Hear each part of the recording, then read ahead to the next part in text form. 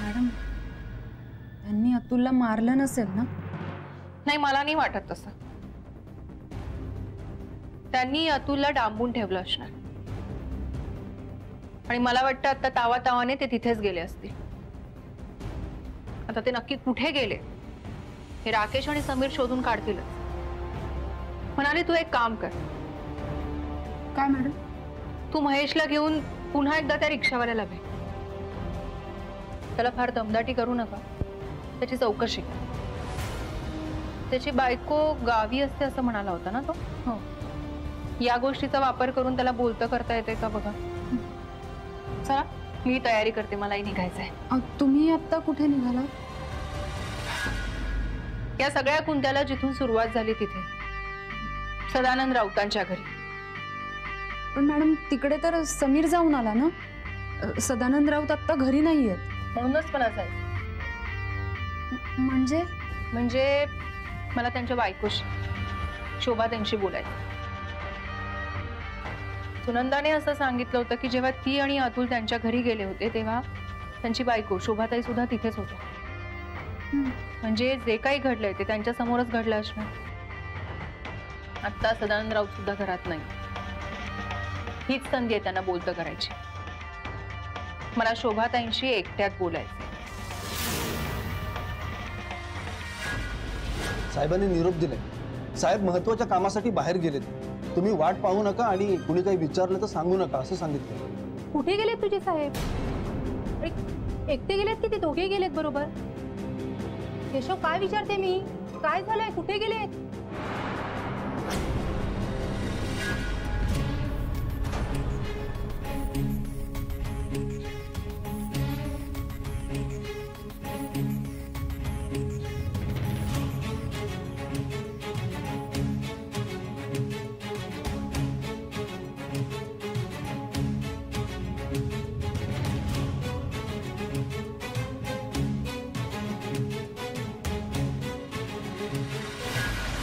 अरे बोलत का नाहीये? आता काय करू? सांगितलं तर आग, नाही सांगितलं तर फुफाटा. साहेब दम देऊन गेले.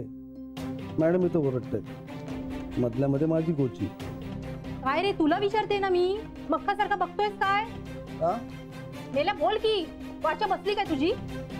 साहेब कुठे गेलेत मला नाही माहित. केशव खोटं बोलतोयस तू. मी खोटं नाही बोलत.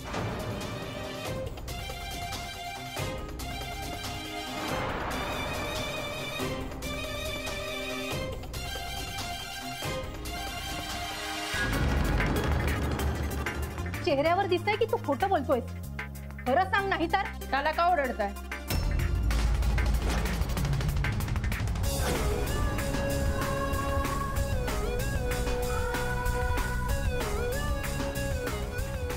हा तर फक्त हुकमाचा ताबेदार. साहेब कुठे गेलेत, का गेले हे कदाचित हे पाहिल्यावर लक्षात येईल तुमच्या. ए शार्दुल्या, कोल्ड्रिंक कुठे? जा कोल्ड्रिंक घेऊन ये जा.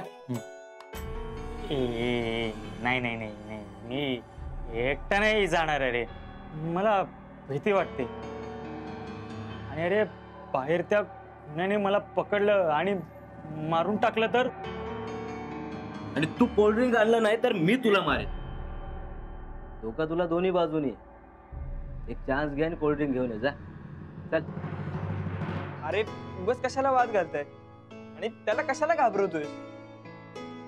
मी घेऊन येतो कोल्ड्रिंक. आम्हाला बघ बघ बघ, याला म्हणतात मित्र.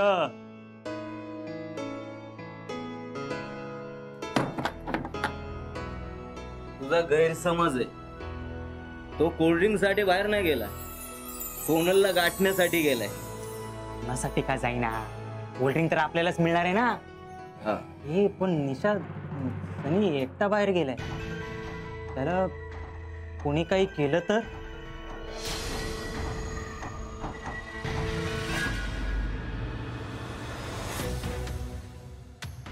तो शिवा अजून सापडलेला नाही. पोलीस शोधतायत त्याला, पण आता तो कुठे असेल काही सांगता येत नाही.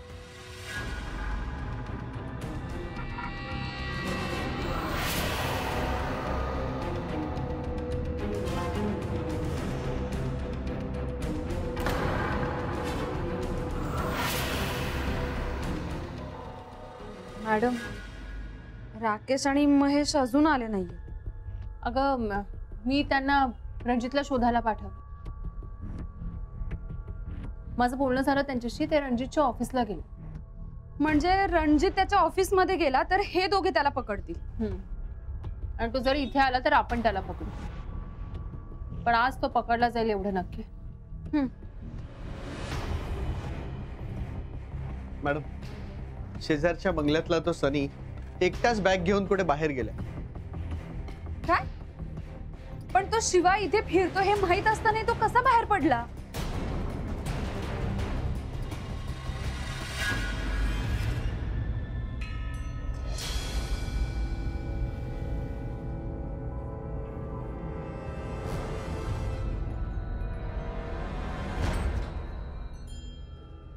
तो कोणी पकडला जाऊ दे आणि सनी लवकर येऊ देत.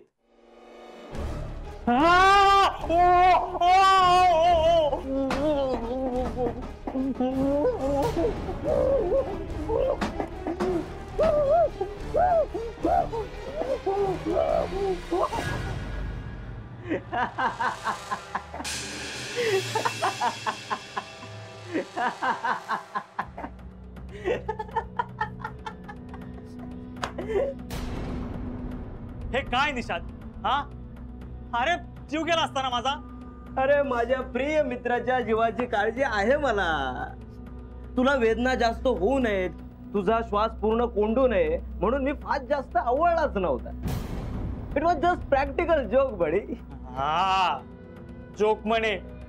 अरे तुझ्या प्रॅक्टिकली गळा आवडल्यामुळे नाही, पण भीतीने मेलो असतो ना मी. नुसत्या भीतीने मरणाऱ्या तुझ्यासारख्या केविल वाण्या पामराला जगून काय उपयोग आहे? कोणतरी म्हणून गेले ना, हा, गब्बर सिंग ये कह गया, जो डर गया वो मर गया. काल रात्री तुरुंगातून पाहिला खुनीशिवाय अजूनही पोलिसांना सापडलेला नाही. पण सुमितनगरच्या गेट बाहेर फासाने गळावून मारलेला एक मृतदेह सापडला. हा खून शिवानी केल्याचा संशय आहे.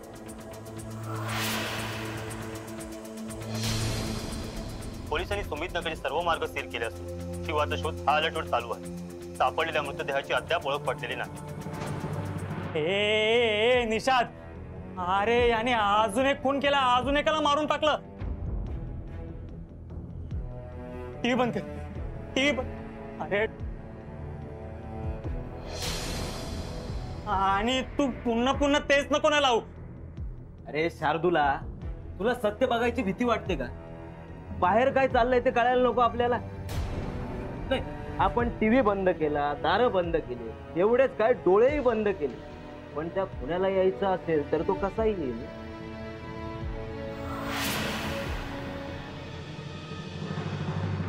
हा, असा कसा येईल आणि कुठून येईल? ग्रिल मधून येईल, किचन मधून येईल, कदाचित तो बाथरूम मधून येईल. कुठून येईल तो? किचन.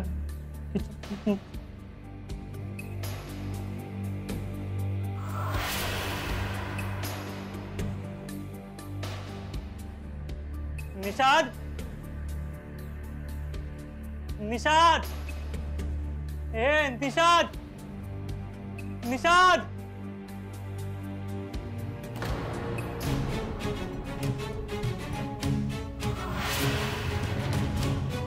तू माझं ऐकलं नाहीस ना, तर मी तुला इथेच कोंडून ठेवेन. मग पोलीस तुला पकडतील. मला का असं विचारू नकोस, कारण फासावरती तुझ्या हाताचे ठसे आहेत.